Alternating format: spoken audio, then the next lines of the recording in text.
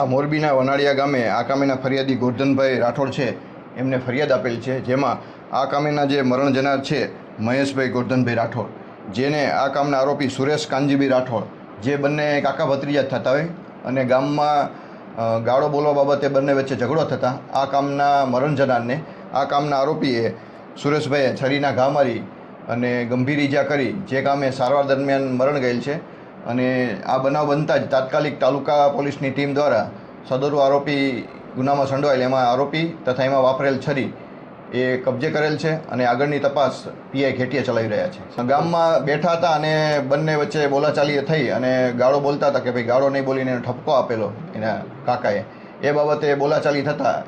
એમાં છરીથી એની ઉપર ઈજા કરી અને ગંભીર ઈજા થતાં સારવાર દરમિયાન રાજકોટ ખાતે મરણ ગયેલ છે. જેમાં ખૂનનો બનાવ બનેલો હોય, જેની ફરિયાદ લઈ અને આરોપીને અટક કરી અને જે ગુનામાં વાપરેલ હથિયાર પણ કબજે કરી તપાસ તાલુકા પીઆઈ ચલાવી રહ્યા છે.